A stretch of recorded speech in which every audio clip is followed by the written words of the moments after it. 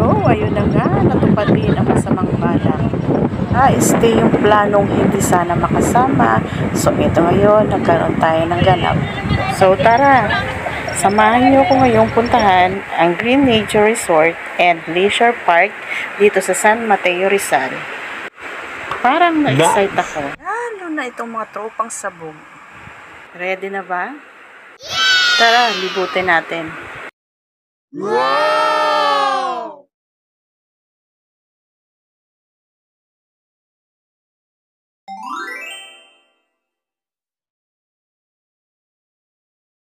So, ang entrance fee pala dito guys ay 250. And yung nakuha naman naming cottage is pumapatak po na 3,315 packs po yun. So, dahil birthday na aming supervisor, siya na po yung bahalang magbayad doon. O, diba? Entrance lang tayo mga besh. At food, siya na rin bahala dahil siya ang may celebration. Wow! So, ayan, meron din silang kiddie pool at meron din siguradong malilibang ang mga anak nyo dahil marami din ditong palaruan. Ang ganda pala ng loob at na-enjoy ng mata ko yung palibot ng resort. So, una muna natin puntahan is yung room na nakuha natin dahil overnight at iba rin po yung binayaran namin sa room and pumapatak po ito ng 10K kasama na po yung entrance, cottage, and yung room na pang overnight po. Aesthetic ng cottage nila.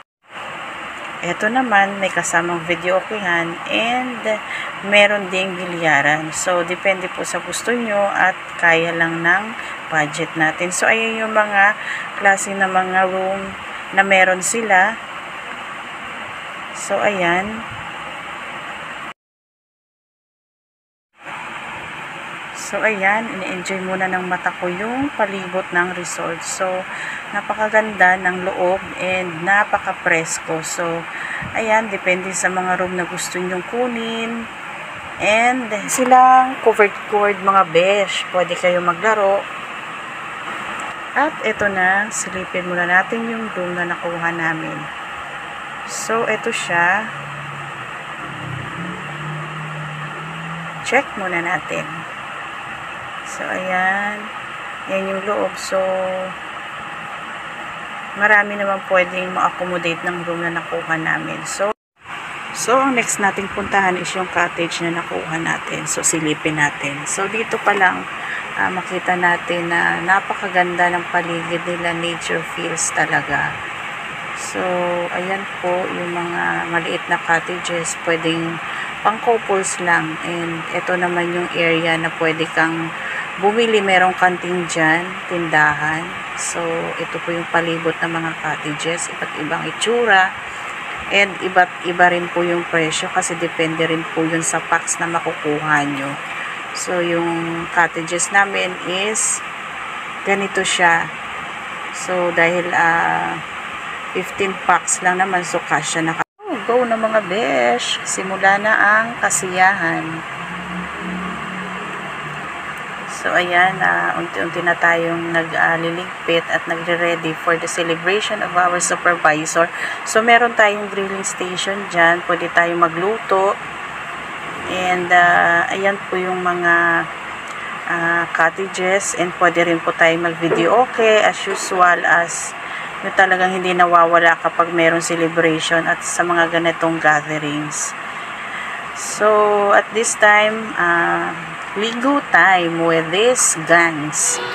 So, ayan, enjoy natin yung tubig and paminsan-minsan na naman tong long weekend and kailangan nating i-enjoy at kailangan din nating i-relax ang ating katawan dahil sa whole week nating pagtatrabaho sa loob ng maraming buwan at taon. So, kailangan pa rin natin mag-celebrate or mag-relax paminsan-minsan at magkaroon tayo ng bonding. And so, ayan, feel the heat and feel this moment, mga besh. So, enjoyin muna natin yung sarili natin at iwanan muna natin yung mga problemang meron tayo sa ating katawan. And pwede naman natin munang i-enjoy yung sarili natin paminsan-minsan at saglit. At kalimutan muna natin yung mga problemang meron tayo. So, eto na mga besh, this is it.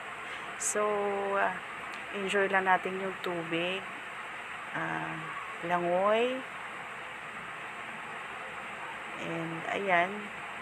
So kitang-kita naman na nag-enjoy din talaga kami dyan, kasi iba ang impact ng tubig sa atin pagka mga ganyang pagkakataon, lalo na yung magkakasama-sama kayo ng mga katrabaho mo, ng mga kaibigan mo.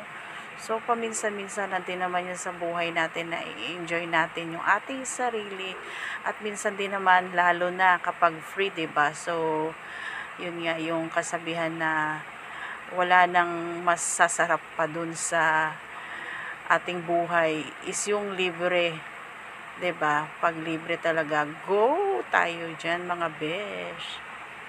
So ako diyan, ngiti lang, kailangan maging masaya. So kailangan nating iwan muna natin yung problema natin sa bahay, and enjoyin muna natin ng panandalian yung ating sarili sa ganitong pamamaraan to make us our life and self relax, kahit sabihin natin na meron tayong dinadala or pinagdadaanan sa buhay. So kinabukasan may free pa para makipagchika. So after magkape, ito ang eksena. At syempre, salamat sa iyo, Panginoon, sa masayang bonding and birthday celebration with our boss.